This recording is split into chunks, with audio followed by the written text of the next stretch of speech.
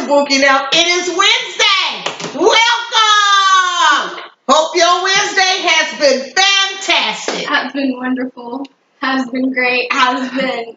But if it haven't been, our thoughts and prayers go out to you most certainly. Because now, good days and bad days come. That is true. Just because we up and bubbly and happy, don't mean everybody is. Because some people there. people are going through. People lose family members and friends and stuff like that. And we just want to send our condolences out to each and everyone that has might have lost someone, or even if it's some bad news today or anything like that. Not to kill joy or anything, but our thoughts, prayers, and well wishes for you and healing certainly goes out from us to you. To all of you. I would like to say to all of our TikTok and Instagram and YouTube, people that watch, people that support, and, we would like for you to follow and like and subscribe. But right here. we know that it's a marathon and not a sprint, and we just love doing what we do. We thoroughly enjoy doing what we do. We just want to say thank you. We love it, and we don't want to list it. Exactly. And if it's your birthday today, happy birthday! Frosty cookie. And if it's your anniversary, happy anniversary. Now, let's talk about this. What we talk about? Because, I told everybody that I'm on a regime. Eating better, living better, a lifestyle change, if you will. Making better food. Healthy! Wellness. And leading a healthier lifestyle.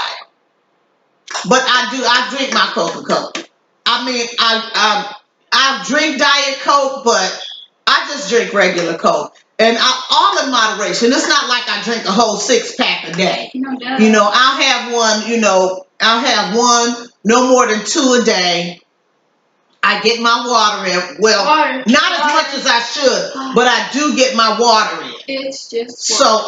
In fact, I'm probably gonna chug a little some here once we get through with this.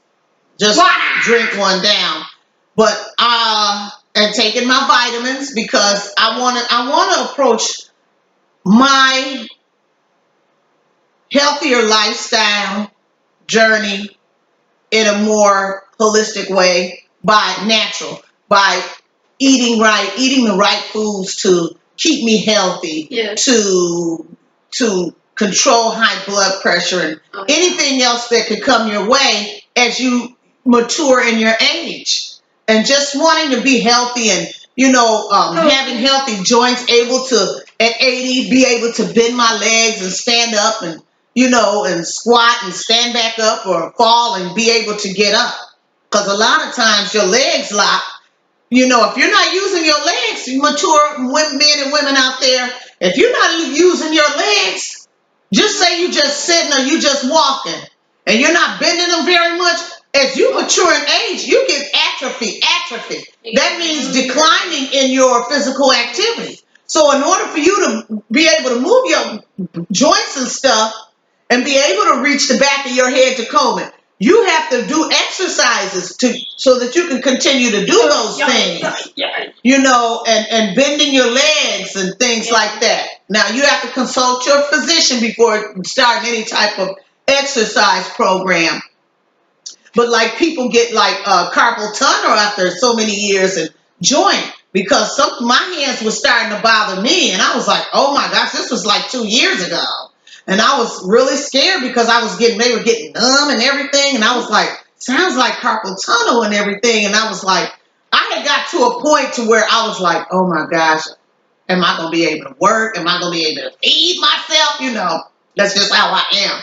But then I talked to a physical therapist. And so I didn't want him to know it was me. So I was like, I have a friend that just, have been having these kind of things. What kind of exercises I know.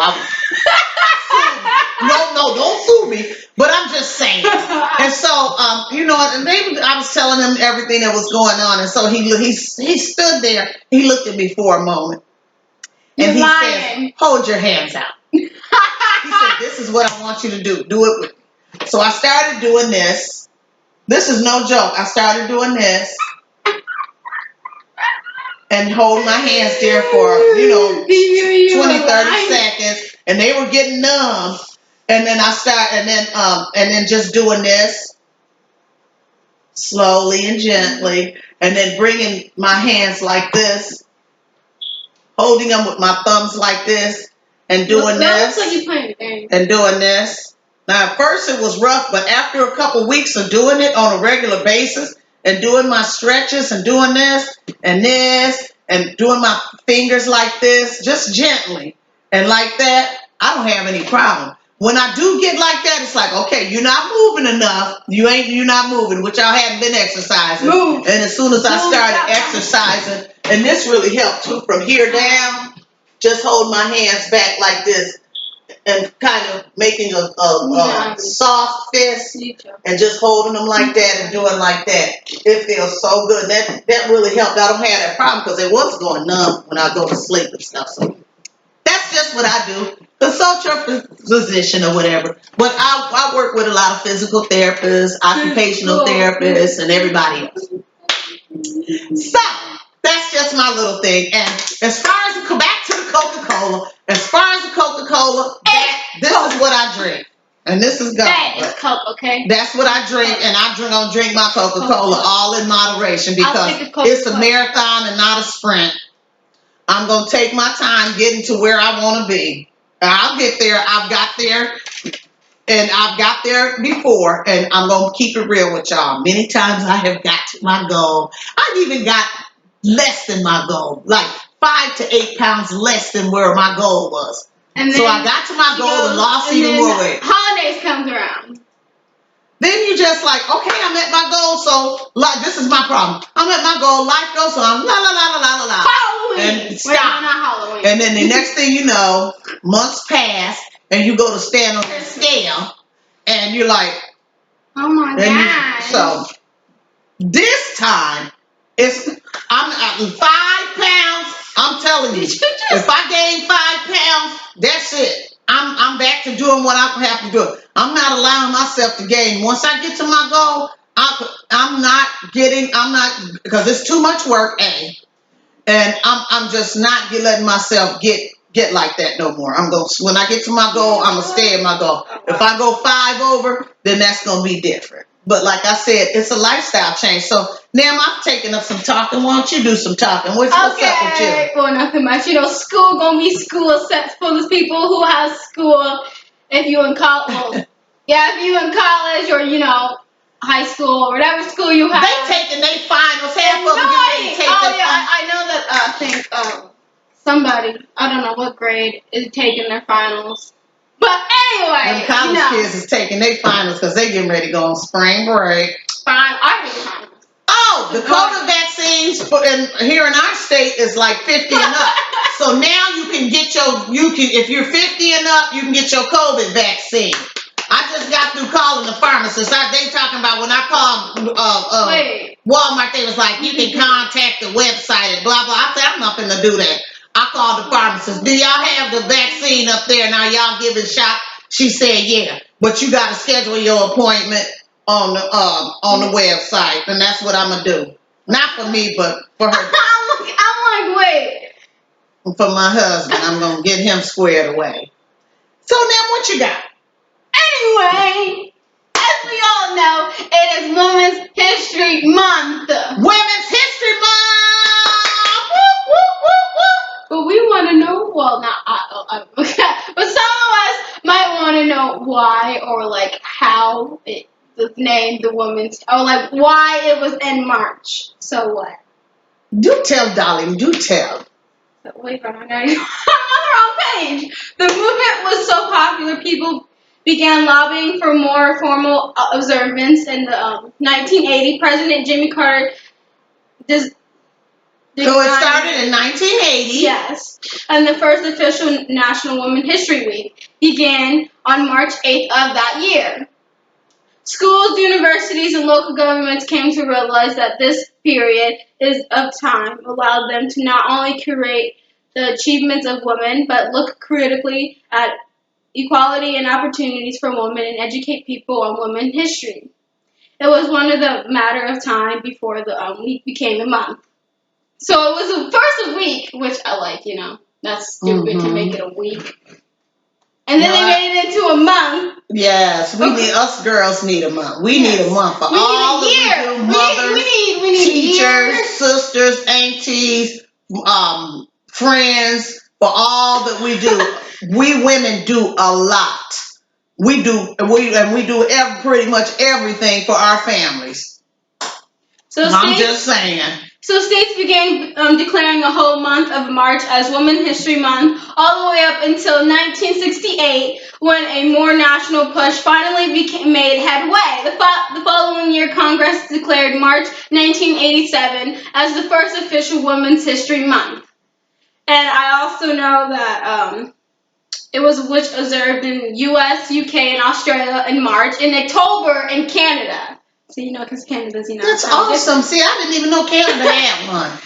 Really? I had no idea. I'm pretty sure, of course, they're going to have one because they should have it all around the world. I'm pretty sure. Do they have one? No, I don't know. We have to research that, so we can't be speculating. No, probably we gotta not. Have facts. It probably doesn't have it all around the world because it did tell me United States, UK, Australia, and Canada. And it's in October in Canada because Canada's got, different... Awesome. But that's awesome. And I, as a woman, I'm very thankful that we women are being acknowledged. Yes, because I remember one time. Because it's not just. Go ahead. I'm sorry. I remember, and I was about to say United States, and in my social studies, when COVID wasn't here, and I was in my class. It was in 7th grade. Don't worry, you're going to be back in your class. Yay! Not this year, but in August of this year, you're going to be sitting right on that bus, on right my in that birthday. School. I'm going to have my blowers. I'm going to have my fireworks. I'm going to have my balloons. I'm going to do like it's New Year's Eve, and the balls getting ready to drop. I'm just kidding.